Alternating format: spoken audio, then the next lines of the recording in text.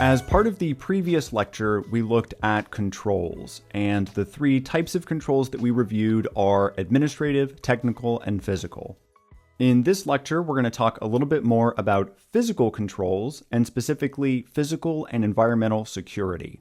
We will start with a brief note on that. We will then look at considerations for physical security, and conclude with paper and data, or electronic information, disposition.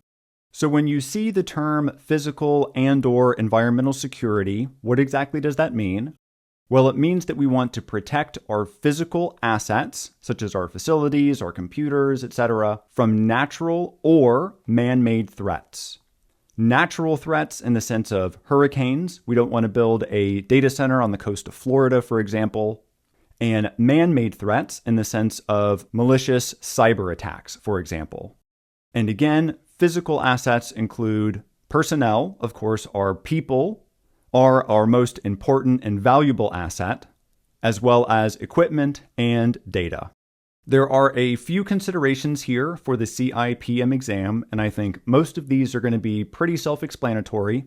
We want to secure our facility doors with locks and fences. You may use alarms, sufficient lighting, and CCTV or closed circuit television. We of course want there to be access authorization to our facility, and we may use badges, biometrics, or visitor logs for that. When it comes to natural disasters or really man-made disasters, we want to make sure that our organization has a business continuity or continuity of operations plan, and that is the topic of a future lecture, so we'll come back to that. We also want to make sure that we have electrical, internet, and backup redundancy. And here, redundancy just means that we have a backup supply. If the utility provider for our electricity, for example, if they were to shut down, then maybe we have a local generator that's gasoline powered that can provide electricity for an hour or two while the utility gets back up and running. Similarly, regarding the internet, perhaps our building has internet supplied from two different ISPs or internet service providers. That way, if one goes down, we still have the other. Or perhaps we have one wired connection and one satellite connection. Similarly, for all of our data, we want to make sure that we have backup hard drives. If one of the hard drives melts down, for example, or there's a fire at the data center or the server room, then all of our data is hopefully backed up elsewhere. You also want to consider time between failure and time to repair. For time between failure, I want you to think about a mechanical failure, perhaps with a server. If the primary server that processes all of your payments goes down, how long will it be between that failure and the time that your organization, that same function, is back up and running? Hopefully, if you have sufficient redundancy, it should be automatic. You should also consider repair as well. If a piece of equipment needs to be replaced, how long is that one function going to be out of commission? And finally, security of mobile devices. If your organization issues mobile phones or laptops, for example, you want to make sure that those are all secured. The final topic for physical security is the disposition or destruction of paper and data. And the primary guidance document for this is the National Institute of Standards and Technology's Special Publication, or NIST SP 888. And the title for this document is Guidelines for Media Sanitization. This is one NIST SP I think you should definitely commit to memory. It's likely you'll see this on the exam. And this publication lists 3 types of data destruction: clear, purge, and destroy. And each of these is a little different, and it's important that you know the differences. Clearing data is considered an intermediate level of protection. When you clear data, you are overwriting that data with ones and zeros. And so the data is being replaced with other data.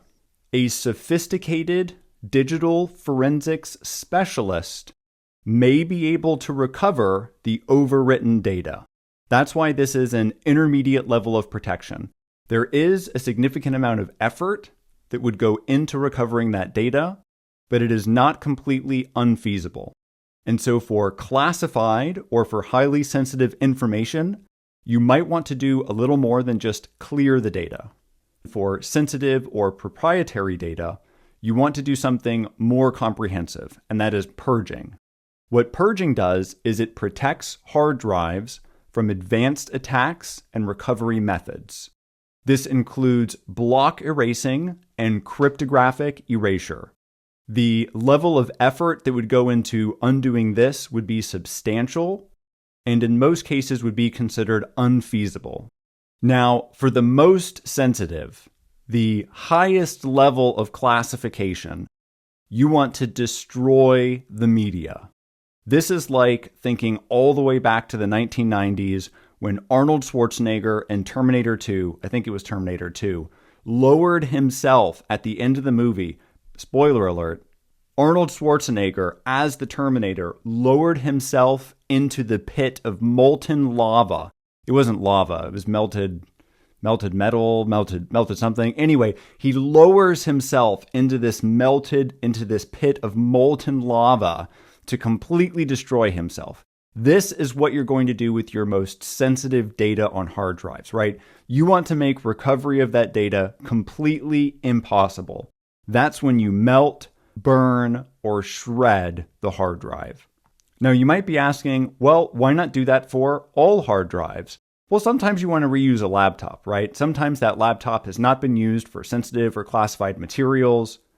For that type of media, you don't want to destroy it because you want another employee to be able to use that laptop. But again, for your most sensitive materials, destroying is probably what you want to do. In this lecture, we went over physical and environmental security. Remember, with regards to physical and environmental security, we're thinking about protecting our physical assets, such as our facilities, from natural or man-made threats. Our personnel, our people, are always our most valuable asset. After them, we want to protect equipment and, of course, our data.